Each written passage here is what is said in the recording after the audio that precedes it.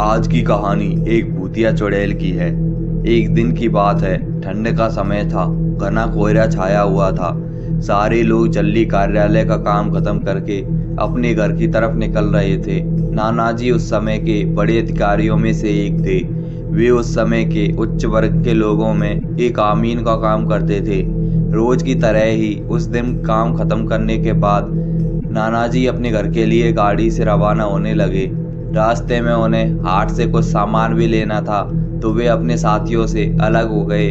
उन्होंने घर की कुछ ज़रूरतों के सामान लिया और गाड़ी आगे बढ़ाई। आगे जाने पर उन्हें मछली बाजार दिखा और वे मछलियाँ खरीदने के लिए रुक गए। ताज़ा मछलियाँ लेने और देखने में बहुत ही ज़्यादा टाइम खर्च हो गया। उनकी जब अपनी गाड़ी पर नज़र गई तो उन्हें आभास हुआ कि आज तो घर जाने में बहुत देर हो जाएगी और ये सब लेकर घर पहुंचने में काफ़ी समय लग जाएगा। फिर यही सोचकर उन्होंने सोचा क्यों न जंगल के रास्ते से निकला जाए तो जल्दी पहुंच जाऊंगा। तो उन्होंने अपना रास्ता बदल लिया और अपनी गाड़ी को जंगल की तरफ घुमा लिया। यह समय रात के लगभग 11 बजे का था। गाड़ी तेज रफ्तार से आगे बढ़ रही थी। तभी अचानक तेज ब्रेक के साथ गाड़ी को रोकना पड़ा। उनकी गाड़ी के आगे एक औरत जोर जोर से रो रही थी। उन्होंने सोचा इस वीरान जंगल में ये औरत क्या कर रही है। उन्हें लगा कोई मजदूर की पत्नी होगी जो नाराज होकर जंगल में भाग आई है। तो उन्होंने उससे पूछा कि तुम यहाँ क्या कर रही हो इस घने जंगल में। तो उस औरत ने कोई जवाब नहीं दिया। सारे जंगल में उसकी हूँ हूँ की सिसकियाँ गूंज रही थी।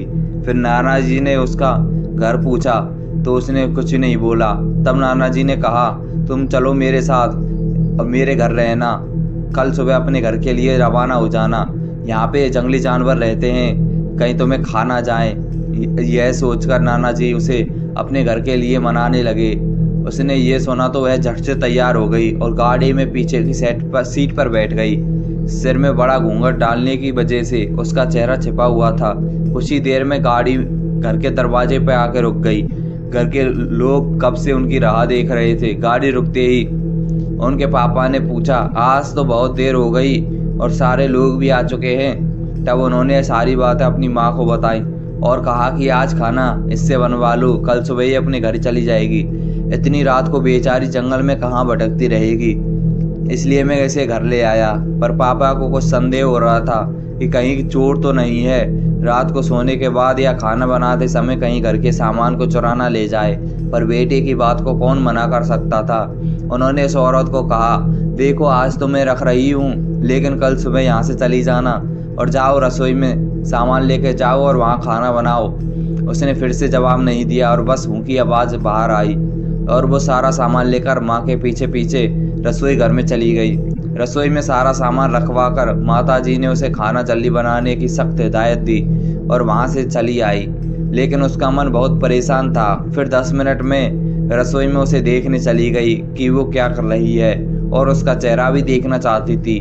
लेकिन वहाँ पहुँचते देखा कि वह मछलियों को थैले से निकाल रही थी। उन्होंने बहुत जोर से गुस्से में कहा यहाँ सब खाने का इंतजार कर रहे हैं और तुम अभी तक मछलियाँ ही निकाल रही हो, कल सुबह तक बनाओगी क्या।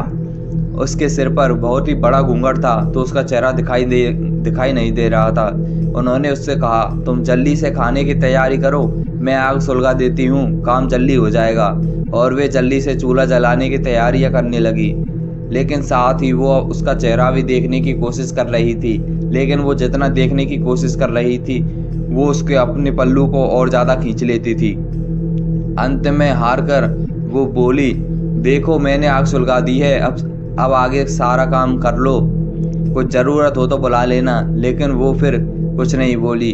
अब उन्हें लगा कि यहाँ से जाने में ही भलाई है, वरना मेरा भी समय खराब होगा और लगता है कि ये डर रही है तो इसका भी समय खराब होगा।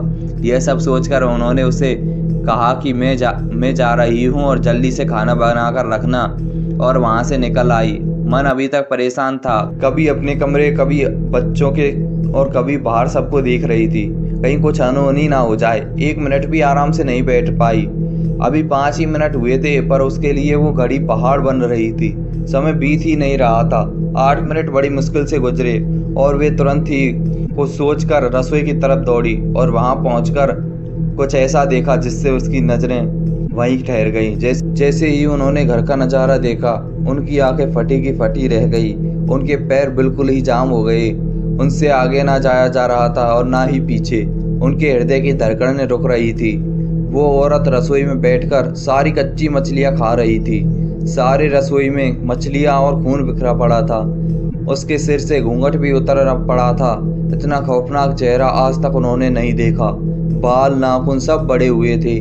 मछलियां खाने में मग्न होने की वजह से उससे कुछ ध्यान ही नहीं था और खुशी से कभी कभी वो आवाज़ें भी निकाल रही थी, हूँ जैसी आवाज़ निकाल रही थी। रसोई पिछवाड़े में होने की वजह से और लोगों का इधर ध्यान ही नहीं आ रहा था। माँ को भी कुछ समझ नहीं आ रहा था कि चिल्लाने से कहीं वो घर के लोगों को नुकसान ना पहुंचाए। वो चुड़ैल से अपने घर को कैसे बचाए, उन्हें समझ नहीं आ रहा था। बस भगवान का नाम ही उनके दिमाग में आ रहा था। अचानक वे आगे बढ़ने लगी उसकी तरफ और झट से एक थाल लिया और चूल्हे की तरफ दौड़ी। उस चुड़ैल की नज़र भी पापा पर पड़ चुकी थी, सो वो भी कुछ सोचकर उठी अपनी जगह से। माँ कुछ भी देर नहीं करना चाहती थी। उन्हें पता था कि अगर आज लापरवाही हो जाएगी तो कुछ अनहोनी हो जाएगी। उस चुड़ैल के कुछ करने से पहले ही उन्हें चूल्हे तक पहुंचना था और चूल्हे के पास पहुंचकर उन्होंने जलता हुआ कोयला थार में भर लिया और चुड़ैल की तरफ लेकर जोर से फेंका। आग की जलन की वजह से वो अजीब सी डरावनी आवाज़ें निकालने लगी। अब तो उसकी आवाज़ें बाहर भी जा रही थी। सारे लोग बाहर से रसोई की तरफ भागे। वो चुड़ैल जोर से हूँ जैसी आवाज़ें निकाल रही थी और पूरे रसोई में दौड़ रही थी और माता जी को पकड़ना भी चाह रही थी। लेकिन अब सारे लोग रसोई में आ चुके थे। काफ़ी लोगों की भीड़ देखकर वो और भी डर गई। लोगों की भीड़ को ठेलती हुई वो बाहर जंगल की तरफ भागने लगी और सारे लोग ये मंजर देखकर डरे हुए सहमे खड़े थे और मन ही मन माता जी की हिम्मत की दाद दे रहे थे। तो ऐसे छूटा उनका चुड़ैल से पीछा।